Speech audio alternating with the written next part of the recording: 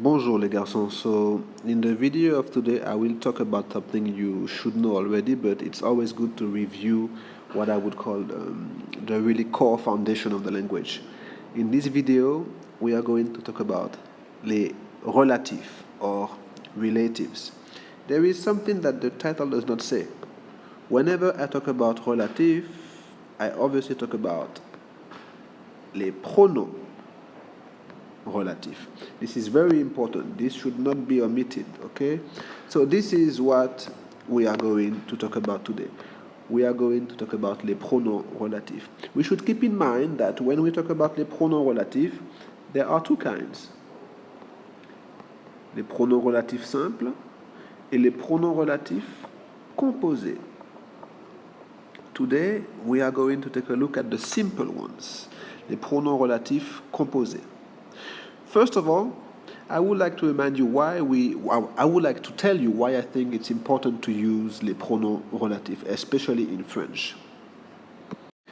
Being a French teacher and native speaker, I've come across many people that speak the language in my life. And as a teacher, I always like to assess someone's level by some cues I have designed. So basically, for me, using pronom relatif simple in a proper and efficient way in French is one of the main cues. If you can use this in French, this will let me know that, oh wait, this guy is the real deal. This guy knows how to speak French. This guy knows how to build a sentence, to make a sentence, to construct, to structure a sentence, to coordinate two sentences and make them a complex one. This is why I think it's very important for students to use this orally and also when they write. If you can use the basic pronom relatif simple, this will give you a huge advantage when it comes to good marks and good grades. So, what are we talking about when we talk about pronom relatif simple? We are talking about these three. We are talking about qui, we are talking about que, and we are talking about où. I am going to use qui to replace a subject. I am going to use que to replace an object, but this object has to be direct. Keep this in mind. This is very important. We'll come back to this later. And finally, I'm going to replace où. I'm going to replace object for places, object for time with où. Okay? These are the basic pronoms relatifs in French. Qui, que, où. Let's take a look at one sentence now. Je vois, two sentences, sorry. Je vois un homme.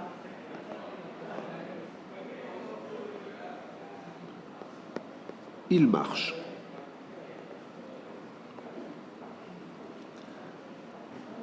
Okay, we have two sentences. Now, what we want to do, we want to coordinate these two sentences in one sentence. Why? Because first of all, it looks better and it is simpler.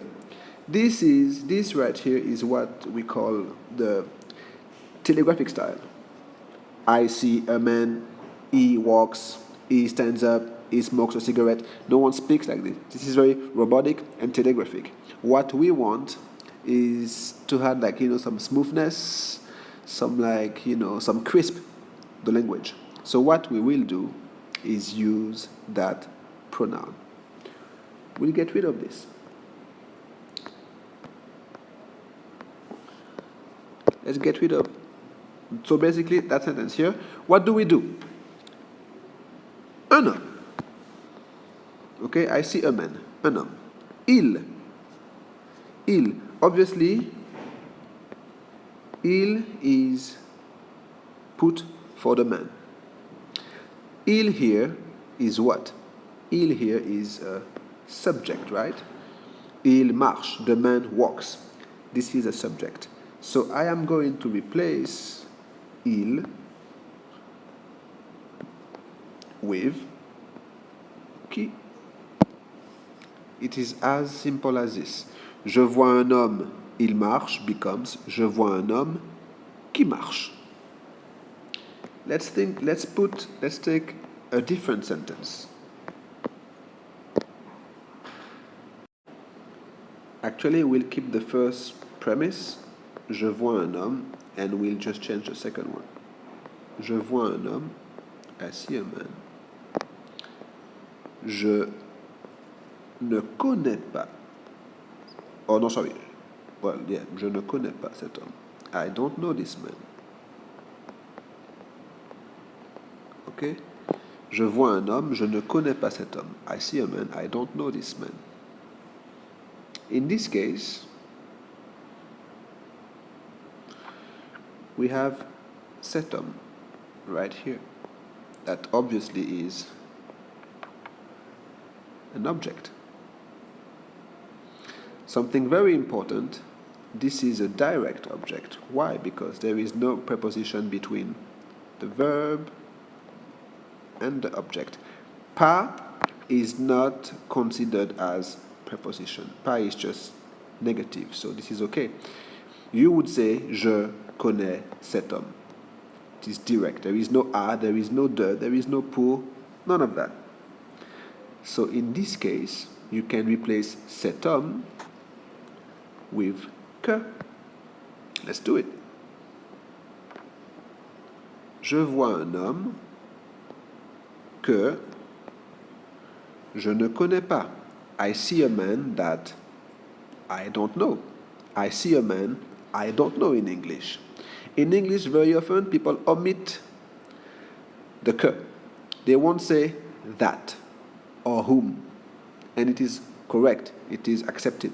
Whether you speak or write. In French, you cannot do this. You cannot omit the que.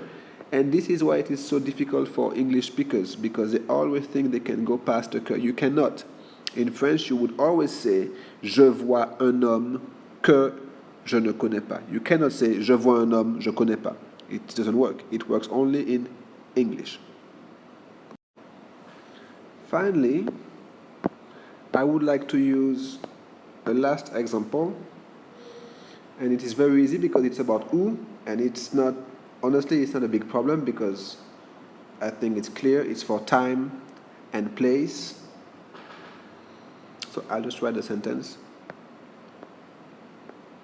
Je connais un resto. Je connais un resto thaïlandais. Je connais un resto thaï où on mange très bien. So as you can see here, no biggie.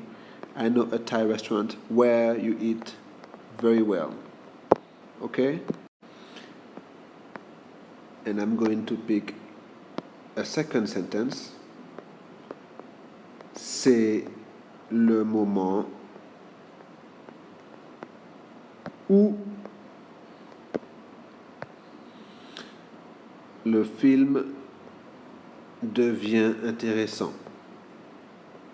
It's the moment when the movie becomes interesting, when the movie starts to be exciting. As you can see, in French, we do not say quand. Quand would be a mistake, although it means when. We will use où, for lieu and for temps. So I hope this was clear for the basics, qui, que, où. I will come back with more. In the meantime, I suggest you try and do all the exercise of page 141. Also, if you have any questions or requests, please ask me in class or drop me a note, a message on Edmodo. It can be personal or to the whole group, it doesn't matter. Okay? Good luck.